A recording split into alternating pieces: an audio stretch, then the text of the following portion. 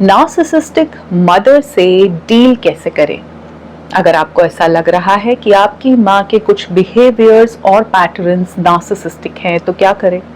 आपने इंस्टाग्राम से यहाँ वहाँ से कुछ इन्फॉर्मेशन गैदर की है और आपको ऐसा रियलाइज हो रहा है कि आपकी मदर भी एक नार्सिसिस्ट है, तो आप उसको कैसे मैनेज करें, कैसे डील करें? ये एक ऐसा सवाल है जो बहुत बार आता है मेरे पास कमेंट्स में। करीबन 1 साल पहले मैंने इसी टॉपिक पर कुछ वीडियोस डिटेल में बनाए थे। मैं उनका लिंक डिस्क्रिप्शन बॉक्स में डाल दूंगी। जो पहला वीडियो था उसको काफ़ी लोगों ने देखा है, जिसमें मैंने वो साइंस बताए हैं जिनसे आप पता कर सकें कि आपकी माँ नार्सिसिस्ट है कि नहीं। उसके पीछे लॉजिक ये था कि जब हम शॉर्ट फॉर्म कंटेंट में बहुत सारा कंजम्पशन करते हैं ना, आजकल toxicity, narcissism, manipulation, emotionally unavailable लोगों के बारे में बहुत सारी बातें हो रही है, कैसे लोग इमेच्योर है, कैसे टॉक्सिक है, बहुत कुछ है। तो हम सब टारगेट करने लगते हैं हर उस इंसान पे जिसमें हम रिश्ते में हैं, जिसके साथ हम रिश्ते में हैं। माँ बाप, हस्बैंड, सिबलिंग्स, दोस्त, सब टॉक्सिक हैं, सब नार्सिसिस्ट हैं। तो उस वीडियो का पर्पस ये था कि आपको ये बताऊं कि ये चीज़ें अगर हैं तो यस, आपकी मदर नार्सिसिस्ट है। और नार्सिसिस्ट भी एक ऐसा टर्म है जो हमें अंग्रेज़ों से मिला है। हम लोगों के घर में, इंडियन फैमिलीज़ के बीच में जिस तरह से चीज़ें होती हैं, जिस लेवल का मैनिपुलेशन होता है, उसका टर्म तो अंग्रेज़ भी नहीं निकाल सकते। That's what I feel. But चलिए, वो वीडियो फिर भी काफ़ी लोगों ने देखा। बट कमेंट्स में आज तक भी ऑलमोस्ट 1 साल बाद भी सवाल यही आता है कि कैसे डील करें। ये तो आपने प्रॉब्लम बता दी, हम डील कैसे करें? उसके बाद मैंने एक वीडियो बनाया था बहुत खूबसूरत कि आखिर एक मदर नार्सिसिस्ट क्यों है, जिसको कंपैरेटिवली कम लोगों ने देखा, जबकि मुझे लगता है कि उस वीडियो को देखा जाना बहुत ज़रूरी है। मैं अर्ज करूंगी कि आप लोग उस वीडियो को एक बार ज़रूर देखें कि आखिर एक औरत इतनी नार्सिसिस्टिक हो कैसे जाती है। माँ होने के बाद ऐसा क्या हो जाता है कि उस मदर में ऐसे ऐसे पैटर्न्स आ जाते हैं जो अपने ही बच्चों का जीवन खराब करने पे उतर आती है। बहुत ज़रूरी है, ताकि अगर एज ए वुमेन आप उसको देख रहे हो तो आप वो सेम पैटर्न्स रिपीट ना कर दो, बिकॉज ना चाहते हुए भी हम में वो क्वालिटीज आ ही जाती है। बस फर्क इतना है कि हम में से कुछ लोग सेल्फ रिफ्लेक्ट करेंगे, इस बात को समझेंगे, हम में इतनी कैपेबिलिटी होगी कि हम ऑब्जर्व कर पाए अपने टॉक्सिक बिहेवियर्स को और उसे चेंज करें। और कुछ लोग फुल ब्लोन नार्सिसिस्ट बन के आगे की जनरेशन्स पे वही अत्याचार करने वाले हैं जो उन पर हुए हैं। वो वीडियो बहुत इंपॉर्टेंट है। लेकिन आज तक कंसिस्टेंटली एक ही सवाल आता है कि डील कैसे करें। तो पहले मैं आपसे पूछना चाहती हूँ कि जब आप ये बोलते हो कि डील करना है, तो आप किससे डील करना चाहते हो? आप डील करना चाहते हो उस रिलेशनशिप को उनके साथ फिक्स करने में, है ना? आप जब मुझसे पूछते हो कि कैसे डील करें, तो आप पूछना चाह रहे हो कि मैं अपना रिश्ता उनके साथ फिक्स कैसे करूं, मैं वो जो प्रॉब्लम आ रही है रिलेशनशिप में, जो टॉक्सिसिटी है, उसको ठीक कैसे करूं, मैं ऐसा क्या करूं कि वो चेंज हो जाए, मैं ऐसा क्या करूं कि रिश्ता ठीक हो जाए, मैं ऐसा क्या करूं जैसा मैं फिल्मों में देखती हूँ, दोस्तों को देखती हूँ, बाकी लोगों को देखती हूँ, रिश्ता वैसा ही हो जाए, मेरे फूल खिले हैं, गुलशन गुलशन हो जाए माँ बेटी के रिश्ते में। आप जहां भी आप ये देख रहे हो नार्सिसिज्म, आपने ये कभी नहीं सोचा कि जब मैं बात कर रही हूं ऐसे रिलेशनशिप के बारे में, मैं बात कर रही हूं उस वर्जन को ब्रेक करने की जो उन्होंने आपको दिया है। मेरे हिसाब से डीलिंग का मतलब उस रिश्ते को फिक्स करना नहीं है, उस इंसान को बदलना नहीं है, आपका उनके साथ जो बॉन्ड है उसमें कुछ बहुत ज्यादा फूल खिलाना नहीं है। मेरा पर्पस है तोड़ना उस कवच को, उस इमेज को, उस वर्जन को जो उन्होंने आपका बनाया है अपने टॉक्सिक पैटर्न्स के साथ में। आई होप आप मेरी बात समझ रहे हो। उन्होंने आपका एक ऐसा इमेज बना दिया है जो आपको खुद को पसंद नहीं आ रहा है। शायद आपसे ये कहा गया है कि आप बहुत खूबसूरत नहीं हो, आप डिजर्व ही नहीं करते हो बहुत सारा प्यार, बहुत सारी अटेंशन। शायद आपकी बहुत ज़्यादा बेइज्जती की गई है, आपको ये महसूस कराया गया है कि आप एक बोझ के जैसे हो। आपका जन्म लेना किसी ने चाहा नहीं था, you were not wanted, you were not desired for. हम तो लड़का चाहते थे लेकिन अब तुम पैदा हो गई, तो तुम्हारे पे जो भी किया गया है एफर्ट, खर्चा, वो एक एहसान की तरह है। उन्होंने कहीं आपको ये बताया है कि आप वांटेड नहीं हो, लव्ड नहीं हो, आपकी इच्छा किसी को नहीं है, बट आप एग्जिस्ट कर रहे हो जस्ट लोगों को परेशान करने के लिए। उन्होंने आपको इनविजिबल होना सिखाया है। उनका जो वर्जन है आपके बारे में वो ये है कि आप कम हो, अपने भाई से, अपने पिता से, अपने हस्बैंड से, उनके वर्जन के हिसाब से आपको हक नहीं है स्पेस लेने का। उनका जो नजरिया है उसके हिसाब से आपको बराबरी का हक नहीं होना चाहिए। आप कम हो। आपका इस धरती पे आने का मकसद है सिर्फ लोगों को प्लीज करना, उनको खुश करना, अपनी इच्छाओं को मार के, अपने हर खुशी को त्याग के दूसरे को स्पेशल फील कराना, दूसरे की केयर करना, दूसरे को टूट के चाहना। उनका ये जो वर्जन है उसको ब्रेक करना is true healing, is true dealing with the wound. क्या आप जब डील करने की बात करते हो तो आप इस बारे में सोचते हो? नहीं, क्योंकि इसमें तो काम करना पड़ेगा, इसमें तो बहुत सारा डिसिप्लिन लगेगा। हम सोचते हैं कि कोई मंत्र कर दे, कुछ झाड़ फूक कर दे जिससे कि सब कुछ ठीक हो जाए।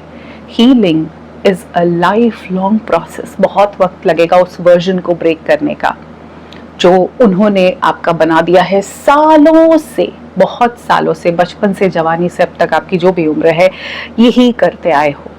वो जो माँ जिसे आप नार्सिसिस्ट कहते हो उसने बहुत बार आपको गिल्टी फील कराया है सिर्फ एग्जिस्ट करने के लिए, पैदा होने के लिए, जोर से हंसने के लिए, किसी तरह के कपड़े पहनने के लिए, अपने हक की कोई बात करने के लिए, अपने मनपसंद का कोर्स करने के लिए, किसी पर्टिकुलर कॉलेज में जाने के लिए, किसी एक इंसान से मोहब्बत करने के लिए, उससे शादी करने की इच्छा रखने के लिए।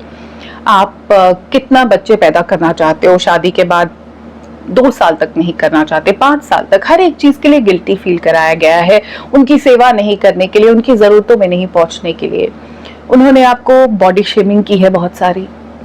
तुम्हारे बाजू में डोले हैं, अच्छी बॉडी नहीं है, तुम्हारी कमर की वो शेप नहीं है, जब वो आपकी उम्र की थी तो कितनी हसीन लगती थी और आप वैसे नहीं लगते, तुम ऐसे किस पे गई हो, इतनी बल्कि, इतनी मोटी, तुम्हारी बैक साइड बहुत हैवी है, चेस्ट इतनी भारी कैसे है, तुम्हारी गर्दन तो ऐसे लंबी नहीं है, रंग किस पे चला गया है, पता नहीं क्यों सांवली हो गई है, कान कैसे खड़े हैं, टांगे कैसी टेढ़ी हैं, थाइज बहुत मोटी हैं। बहुत सारी चीजों के लिए आपको बॉडी शेम किया गया है।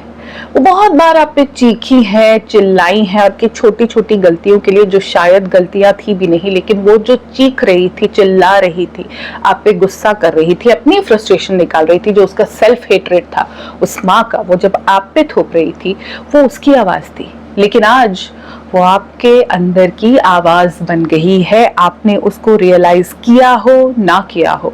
वो वॉइस तो शायद अब शट डाउन हो गई, शायद आप उसके साथ नहीं हो, शायद वो अभी आपकी लाइफ में उतना इन्वॉल्व नहीं है, लेकिन वो जो आवाज है वो आपके अंदर की आवाज बन गई है, जो आपसे कहती है कि आप मोटी हो, आप खूबसूरत नहीं हो, आप डिजर्व नहीं करती किसी का प्यार, अटेंशन, किसी का केयर, आप का होना सबसे कम है। कमरे में अगर आपके ससुर जी हैं, पति है, देवर है, जेठ है, भाई है, पापा है, तो आप सबसे कम हो। आपको थोड़ा झुक के रहना है, आपको अपनी इच्छाएं नहीं रखनी, आपको डिमांडिंग नहीं होना, आपको सिर्फ देना है, आप सिर्फ गिविंग हो। अगर आप एक मदर हो तो अपने लिए नहीं जी सकती, खुल के हंस नहीं सकती, अपने मनपसंद कपड़े नहीं पहन सकती, तैयार नहीं हो सकती, सज सवर नहीं सकती। अगर आपने अपने लिए कुछ कर लिया, अपने आप को पहले रख लिया, तो आप बेशर्म हो।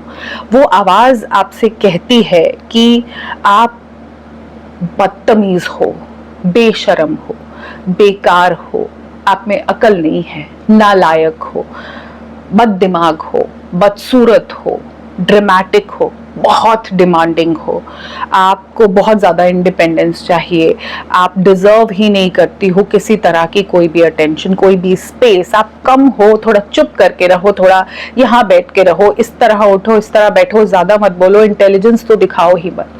ये जो आवाज़ें उस माँ की थी, अब वो आपके अंदर की आवाज़ बन गई है।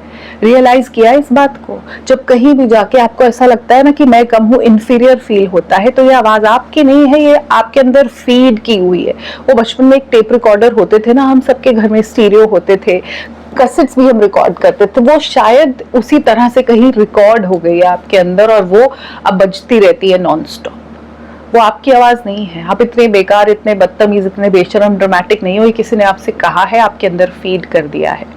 जो उनका जो आपको लेके ओपिनियन था ना, वो अब आपकी सेल्फ रिफ्लेक्शन बन गया है। आप अपने आप को उसी तरह से दिखते हो। उनका एक नजरिया था, अब उस माँ की जो भी कमियां थी, उस माँ के जो भी ट्रॉमास थे, उस माँ के साथ जो अत्याचार हुआ, जो बुरा हुआ, जो डेफिनेटली हुआ, अगर आपको ऐसा लगता है ना माँ की तो कमाल की जिंदगी थी, तो आप भी एम्पैथी से दूर जा रहे हो।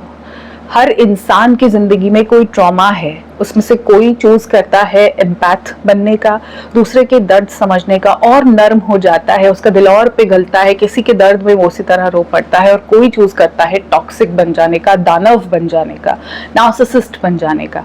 लेकिन ट्रॉमा सबके है, दिल पे सबके जख्म लगे हैं, कुछ ना कुछ बहुत बुरा हुआ है, लेकिन जब हम दूसरे को उस नजर से देख नहीं पाते ना कि उसके साथ भी कुछ गलत हुआ है, मतलब हमारे में भी नार्सिसिस्टिक टेंडेंसीज है। इस बात को समझो कि उनके साथ भी कुछ बहुत गलत हुआ था, जिसकी वजह से वो इतनी फ्रस्ट्रेटेड थी, जिसकी वजह से उनको खुद नफरत थी। उनकी भी तो एक कंडीशनिंग रही है, उनका भी तो एक चाइल्डहुड पैटर्न रहा है, उनकी माँ ने भी तो उन्हें वो ही किया होगा, लेकिन उन्होंने चूज नहीं किया कि मैं अपनी बेटी के साथ ऐसा ना करूं। उन्होंने ये कहकर कि हम भी तो किया करते थे, तुम्हें तो पता ही नहीं है कि क्या होता है, किस तरह से घर संभाला जाता है, हम तो बहुत कम कर रहे हैं, हम तो उनसे बहुत बेटर कर रहे हैं, कह के आपसे घर पे बहुत काम करवाए होंगे।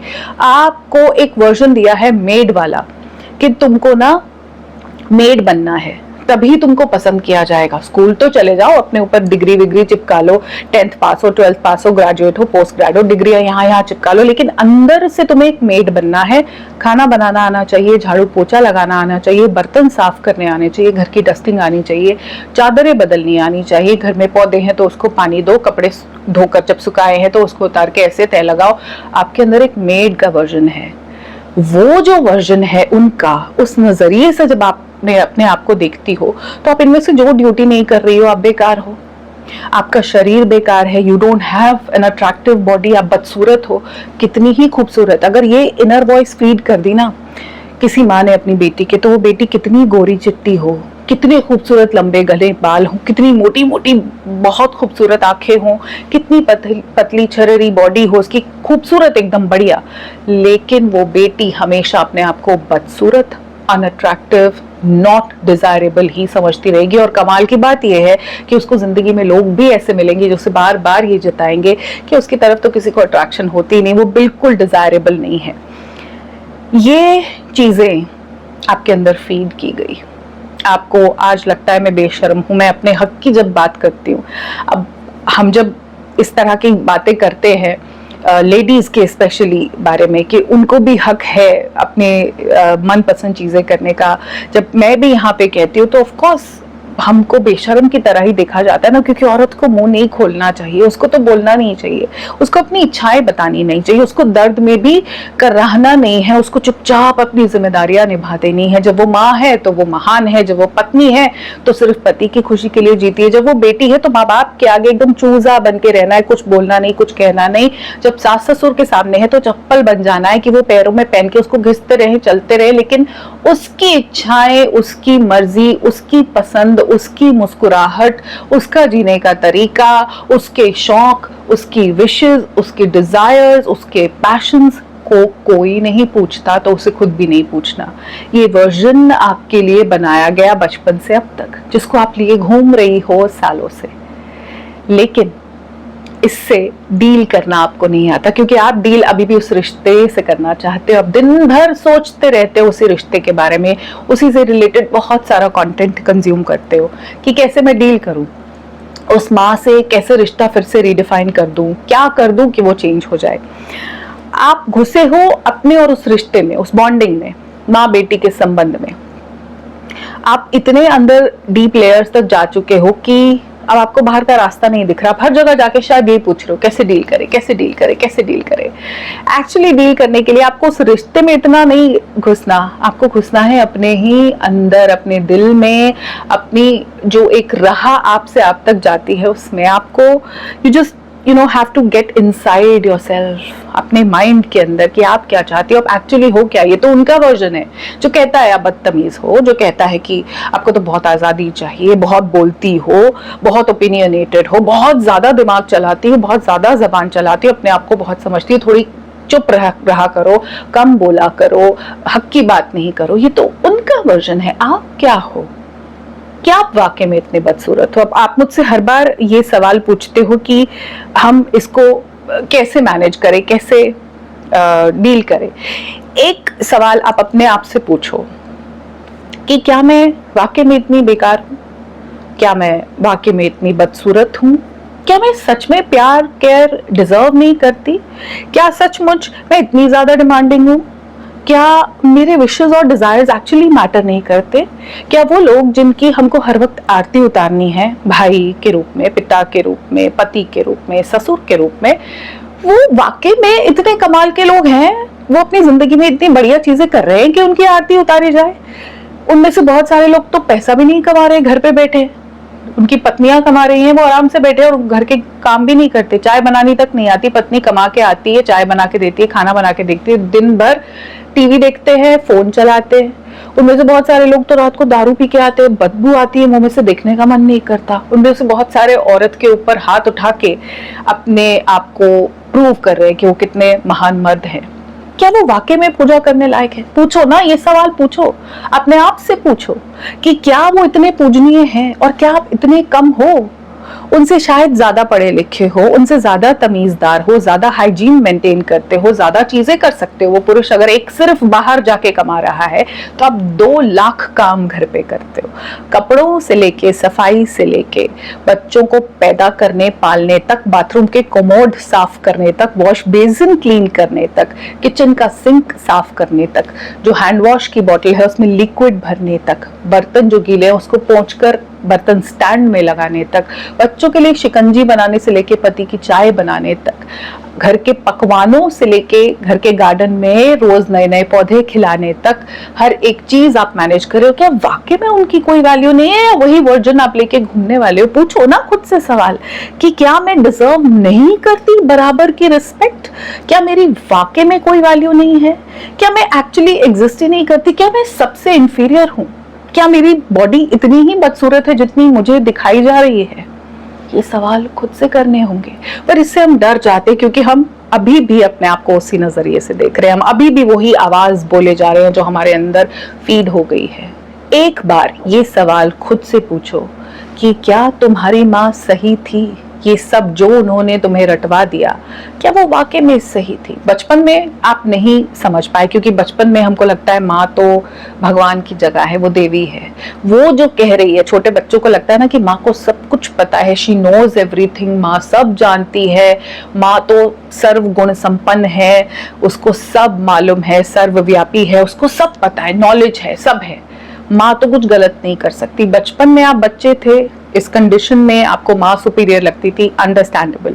लेकिन आज जब आप इतने बड़े हो चुके हो और इतनी इंफॉर्मेशन है, इतनी नॉलेज है, अब आपको क्या लगता है कि वो वाकई में बहुत महान थी? अब आपको ऐसा लगता है कि हाँ वो सब कुछ जानती थी और वो जो भी कर रही थी सही कह रही थी, मेरे बारे में जो कह रही थी सही कह रही थी कि मैं बदसूरत हूँ, मोटी हूँ, घिनौनी हूँ, अच्छी नहीं लगती हूँ, डिजायरेबल नहीं हूँ, पागल हूँ, मेरे में दिमाग कम है, मेरी हर चीज जो मैं बोल रही हूँ वो गलत है, कि मैं जबान लड़ाती हूँ, कि मैं ऐसे, क्या मैं गलत थी? ये आपको अपने आप से पूछना होगा कि वाकई में अपनी आंखों से खुद को देखना क्या इतना मुश्किल है? As an adult, as somebody who is trying to gain a lot of information, क्या इतना मुश्किल है? ये है डील करना मुश्किल है, इससे डील करना मुश्किल है, इससे हील करना मुश्किल है, क्योंकि एक जो वर्जन है ना उसके लेयर्स हटानी होंगी। जैसे प्याज के हम छिलके निकालते हैं तो आंखों से आंसू बहते हैं, बिल्कुल वही होगा जब आप हील करोगे ना इन जख्मों को, एक नार्सिसिस्टिक मदर से अपने आप को जब हील करोगे, डील करोगे इस सिचुएशन से, तो आंसू निकलेंगे क्योंकि आप एक एक परत हटाओगे। वो सारी बातें जो उन्होंने कही हैं आपसे कि आप कितने गलत हो, कितने खराब हो, कितने बदतमीज हो, कैसे जबान लड़ा रहे, आपको गिल्ट ट्रिप में जब डाला जाएगा, मैनिपुलेट कर करके आपको ही बुरा बताया जाएगा, हर बार कहा जाएगा ऐसी बातें जिससे आपसे खुद को नफरत हो जाएगी। वो लेयर्स हटानी है और ढूंढ निकालना है उस इंसान को जो बहुत खूबसूरत है, जिसमें दिमाग है, जिसमें उतनी एम्पैथी है कि वो उनका भी दर्द समझ सके और अपने आप को हील कर सके।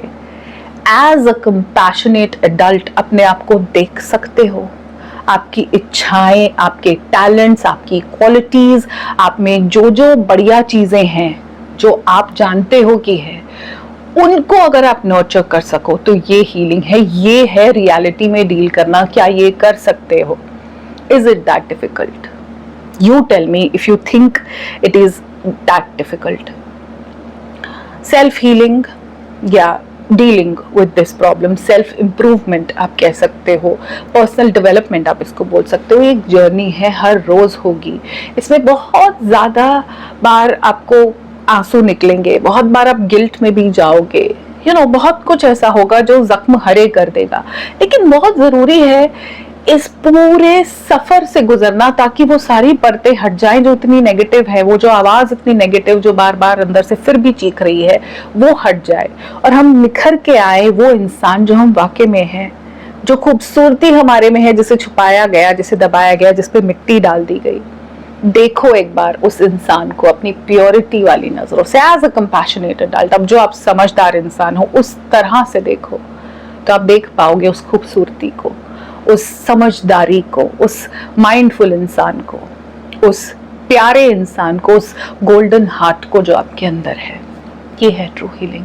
गुलाबी लाइफ पे हम ये हीलिंग करते रहेंगे हर रोज, क्योंकि एक दिन आप बहुत मोटिवेट हो जाओगे, अपने आप को हील करने के लिए तैयार होगे, लेकिन अगले दिन आप फिर से ऐसे ही फील करोगे कि किसी गड्ढे में गिर गए। मेरा काम है आपको फिर से हाथ पकड़ के निकालना, क्योंकि ये जर्नी है। जब तक आप तड़पते रहोगे इस दर्द के साथ, मैं वहां होंगी आपकी मदद करने के लिए, क्योंकि मैं चाहती हूँ आपकी जिंदगी में गुलाबी रंग भरे। मैं नहीं चाहती ये ब्लैक एंड व्हाइट जिंदगी जहाँ बहुत चीखें हैं, बहुत शोर है, बहुत नेगेटिव सेल्फ टॉक है आपके अंदर, वो हर वक्त आपको परेशान करती रहे। आपको हक है जिंदगी में खुशियों वाला रंग भरने की, जिसको मैं गुलाबी रंग कहती हूँ। आप जो रंग चाहे दे सकते हैं। इसी तरह अपनी जिंदगी में गुलाबी रंग भरते रहिए, इसी तरह डील करते रहिए ऐसी प्रॉब्लम से, और इसी तरह हील करते रहिए खुद को नार्सिसिस्टिक मदर वाले वूंड के साथ, और इसी तरह अपना ट्रू बेस्ट वर्जन ढूंढते रहिए। इसमें मैं आपके साथ हूँ और मिलूंगी बहुत जल्द ऐसे ही एक सेल्फ हीलिंग वाले वीडियो में आप सबके साथ। तब तक अपना ध्यान रखिए, खुद से बहुत प्यार कीजिए। आप वो नहीं हो जो आपको दिखाया गया। अपने रियल गोल्डन हार्ट को पहचानिए। नमस्कार।